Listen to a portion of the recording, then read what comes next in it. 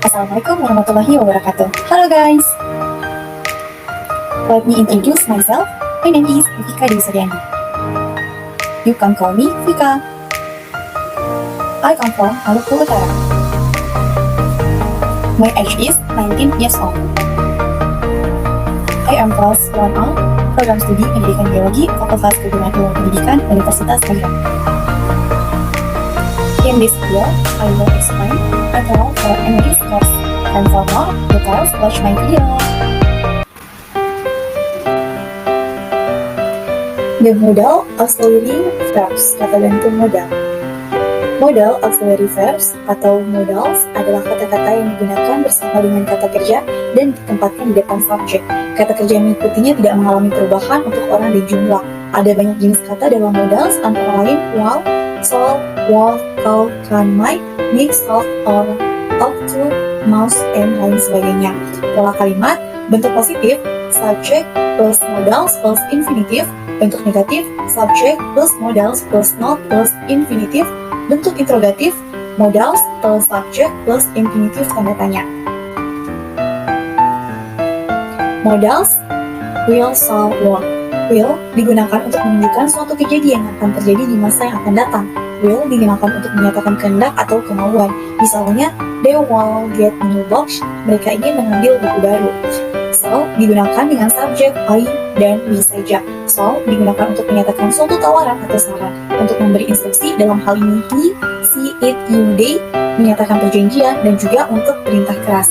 Misalnya, I shall get you some water. Aku akan mengambilkanmu air. Will biasanya digunakan sebagai bentuk lampau dari will dalam kalimat tak langsung dan juga digunakan untuk menyatakan sesuatu yang dilakukan secara teratur di masa lampau. Misalnya, he said that he will come earlier. Dia mengatakan bahwa dia akan datang lebih awal. Questions word, kalimat pertanyaan. Questions word dalam hal ini 5W 1H yaitu who, what, where, when, why, and how adalah kata-kata yang dipakai untuk membentuk kalimat tanya. Pertanyaan itu tidak membutuhkan jawaban yes atau no, tetapi membutuhkan informasi. Pola kalimat, kata tanya plus kata kerja bantu plus subjek plus kata kerja plus kata keterangan. A. Who menanyakan orang sebagai subjek. Contoh, who do you speak to? Dengan siapa Anda berbicara? B. What menanyakan nama, benda, pekerjaan seseorang. Contoh, what is your job? Apa pekerjaanmu? C. Where menanyakan tempat. Contoh, where do you live? Kamu tinggal di mana? D. When menanyakan waktu. Contoh, when did she come? Kapan dia datang? E. Why menanyakan alasan atau sebab. Contoh, why do you meet her? Mengapa Anda bertemu dengannya? And F. How menanyakan keadaan. Contoh, how are you? Apa kabar? The present perfect tense. Present perfect tense adalah kalimat yang perubahan kata kerjanya menunjukkan suatu kejadian atau keadaan yang mulai terjadi di masa lampau dan masih berlangsung sampai sekarang. Berlangsungnya kejadian atau keadaan tersebut dapat secara terus-menerus atau tanpa henti atau tidak secara terus-menerus atau ada tenggang waktu istirahat. Contoh, she has been there for 5 minutes. Dia sudah di sana selama 5 menit. 2. Hasil dari kejadian itu masih relevan atau berlangsung sampai saat ini. Contoh, she has got married. She is not single anymore. Dia sudah menikah atau dia tidak lajang lagi. 3. Suatu kejadian yang masih dapat diulangi pada masa sekarang atau di masa yang akan datang. Contoh, I have written 2 books this year. I might have the chance to read some more books this year. Saya telah menulis 2 buku tahun ini. Saya mungkin memiliki kesempatan untuk menulis beberapa buku lagi tahun ini. Pola kalimat, bentuk positif, subject plus has or have plus participle verb 3. Bentuk negatif, subject plus has or have plus not plus participle verb 3. Bentuk interrogatif, has or have plus subject plus participle verb 3. Tanda tanya. Contohnya, untuk bentuk negatif, I have known her for 3 years. Saya telah mengenalnya selama 3 tahun. Bentuk negatif, I have not known her for 3 years. Saya belum mengenalnya selama 3 tahun. Dan bentuk interrogatif, have you known her for 3 years? Apakah Anda mengenalnya selama 3 tahun? Have got, have to, have got to. I'll have plus noun phrase. 1. Have mempunyai arti memiliki suatu benda, suatu kualitas, dan suatu hubungan. Contoh, they have a house in the village. Mereka punya rumah di desa. 2. Have mempunyai arti sesuatu memiliki sesuatu. Contoh, the room has air conditioner. Kamar memiliki AC. 3. Have mempunyai arti menderita sakit. Contoh, he has a cold or a fever. Contoh, he has a cold or a fever. Contoh, he has a cold or a fever or a pain. Dia batuk, demam, atau sakit. 4. Have biasanya digunakan dengan kata benda. Contoh, to have a chat, untuk mengobrol. 5. Have mempunyai arti makan atau minum. Contoh, I have fish for dinner. Saya punya ikan untuk makan malam. B. Have got plus noun plus. Have got adalah bentuk yang tidak formal dari have. Have got digunakan untuk menunjukkan kepunyaan. Contoh, they've got a new car. Mereka punya mobil baru. C. Have to plus infinitive. Have got to plus infinitive. 1. Have to dan have got to digunakan untuk menunjukkan suatu keharusan, keperluan, kewajiban, atau keterpaksaan melakukan sesuatu. Contoh, she's got to rush or she's has to rush. Dia harus buru-buru. 2. Have to dan have got to digunakan untuk menunjukkan suatu anjuran atau nasihat. Contoh, you have to try this or you have to try this. Anda harus mencoba ini. Simple future tense, tense masa depan. Simple future tense adalah suatu kalimat yang perubahan kata kerjanya menyatakan 1. Suatu kejadian atau keadaan yang akan terjadi di masa yang akan datang. 2. Untuk menyatakan pendapat, anggapan tentang sesuatu keadaan yang akan datang, biasanya diikuti oleh probably, barangkali, possibly, kemungkinan, perhaps, boleh jadi, certainly, sesungguhnya. Contoh, Langit will possibly win the match. Langit akan mungkin memenangkan pertandingan. Pola kalimat, bentuk positif, subject plus while or shall plus infinitive. Bentuk negatif, subject plus while or shall plus not plus infinitive. Bentuk interrogatif, will or shall plus subject plus infinitive tanda tanya. Preposition atau preposisi. Preposition adalah kata-kata seperti at, in, dan on yang digunakan dengan kata benda dan biasanya ditempatkan di depan kata benda.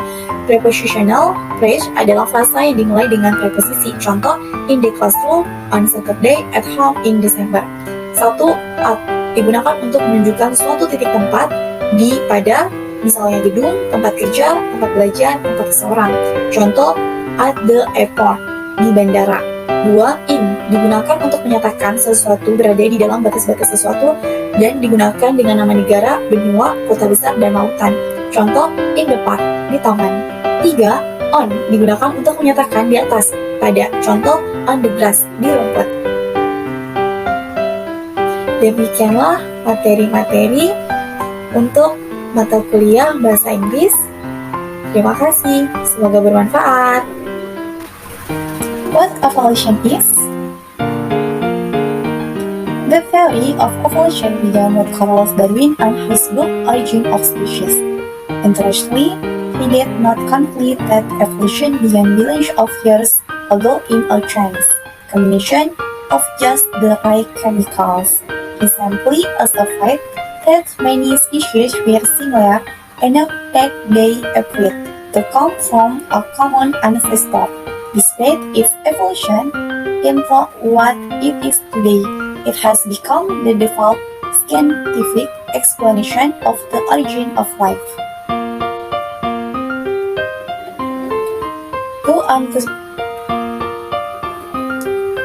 understand evolution, one must understand the difference between the origin of life and the time change that we don't see happen and are currently happening.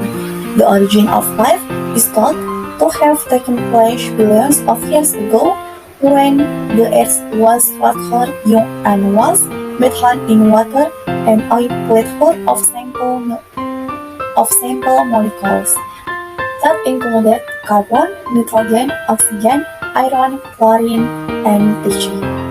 In other words, the ingredients of life. It is believed that white the light of energy from the sun.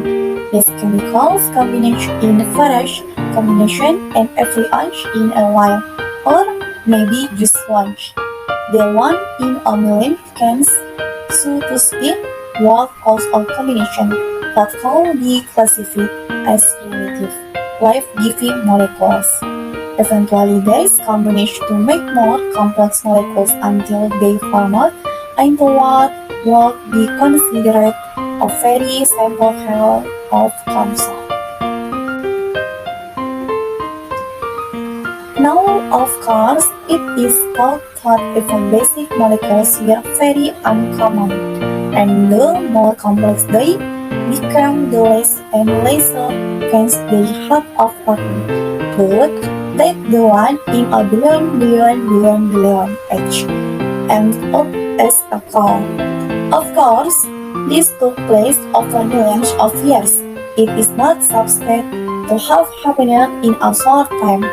However, for some random reason, a tiny fraction, or perhaps even just one of these few primitive occurs, transport change happened to have the ability to deviate, which it began doing. Sundry were lost of these girls, and as they fled the ocean, natural selection began to take effect, and most of them lived off. But every inch in a wall onward have a modification that allow it to adapt a little better and thrive or reproduce. It is this natural selection that we see every day. We know, for example, that wolves were the original ancestor of dogs. This is an example of evolution, just evolution that almost forced every inch in a while. A wolf was a little tamer than normal, and then bred to produce offspring that were also tame. Over many generations, they become what we call stock today. They are also clear similarities between animals in different populations because their environments demand slightly different survival properties. These distinctions are important because no one is positing that species can die over time, but many plant life have come from a pile of non-living mortals early by change. So, when you say that you don't buy into evolution, you don't actually mean that minor attributes of species cannot change over time. You mean that you don't think life originated with a ball of slime. Not understanding the difference can make it seem that you do not know what is evolution. Apa evolusi itu? Teori evolusi dimulai dengan Charles Darwin dan bukunya Origin of Species. Menariknya, dia tidak menyimpulkan bahwa evolusi berawal miliaran tahun yang lalu dalam kombinasi kebetulan dari bahan kimia yang tepat. Dia hanya mengamati bahwa banyak spesies cukup mirip sehingga tampaknya berasal dari nenek moyang yang sama. Meskipun evolusinya menjadi seperti sekarang ini telah menjadi penjelasan ilmiah default tentang asal-usul kehidupan. Untuk memahami evolusi, kita harus memahami perbedaan antara asal-usul kehidupan dan perubahan kecil yang kita lihat terjadi dan jelas terjadi. Asal-usul kehidupan diperkirakan telah terjadi miliaran tahun yang lalu ketika bumi agak muda dan berbandingkan air dan sejumlah besar molekul sederhana yang mencakup karbon, nitrogen, oksigen, besi, klorin, dan lain-lain. Dengan kata lain, bahan hidup. Dipercaya bahwa dengan bantuan energi dari matahari, bahan kimia ini digabungkan dalam berbagai kombinasi dan kadang-kadang atau mungkin sekali saja satu dari sejuta kesempatan, sehingga untuk berbicara akan menyebabkan kombinasi yang dapat diklasifikasikan sebagai kehidupan primitif yang memberi molekul. Akhirnya gabungan ini membuat molekul lebih kompleks sampai terbentuk menjadi apa yang akan dianggap sebagai sel yang sangat sederhana. Sekarang tentu saja diperkirakan bahwa bahkan Molekul dasar pun sangat jarang terjadi dan semakin kompleks mereka menjadi semakin kecil dan kecil kemungkinannya terbentuk, namun yang 1 miliar, 1 miliar, dan lain-lain berakhir sebagai sebuah sel. Tentu ini terjadi selama jutaan tahun. Hal itu seharusnya tidak terjadi dalam waktu singkat, namun untuk beberapa alasan acak, sebagian kecil atau mungkin hanya satu dari beberapa sel primitif ini melalui kesempatan murni kebetulan memiliki kemampuan untuk membelah dan mulai ia lakukan. Segera saja ada banyak sel ini dan saat mengisi samudra, seleksi alam mulai berlaku dan kebanyakan mati. Tapi kadang-kadang seseorang akan mengalami mutasi yang memungkinkannya beradaptasi sedikit lebih baik dan karena itu bereproduksi. Inilah seleksi alam yang kita lihat setiap hari. Kita tahu misalnya bahwa serigala adalah nenek moyang anjing yang asli. Ini adalah contoh evolusi, hanya evolusi yang dipaksakan manusia. Sesekali seekor serigala sedikit lebih jinak dari biasanya dan kemudian dibesarkan untuk menghasilkan keturunan yang juga jinak. Selama beberapa generasi, mereka menjadi apa yang kita sebut anjing hari ini. Ada juga persamaan yang jelas antara hewan di tempat yang berbeda karena lingkungan mereka menuntut sifat bertahan yang sedikit berbeda. Perbedaan ini penting karena tidak ada yang mengemukakan spesies itu tidak dapat berubah dari waktu ke waktu. Namun banyak yang menyangkal bahwa kehidupan bisa berasal dari genangan molekul non-hidup, semata-mata secara kebetulan. Jadi ketika Anda mengatakan bahwa Anda tidak membeli evolusi, Anda biasanya tidak bermaksud bahwa atribut kecil spesies tidak dapat berubah dari waktu ke waktu. Maksud Anda bahwa Anda tidak berpikir bahwa kehidupan berasal dari genangan lendir. Tidak mengerti perbedaannya bisa membuatnya tampak bahwa Anda tidak tahu apa itu evolusi. That's my explanation video. I hope this was small for all of you. Thank you and see you. Wassalamualaikum warahmatullahi wabarakatuh.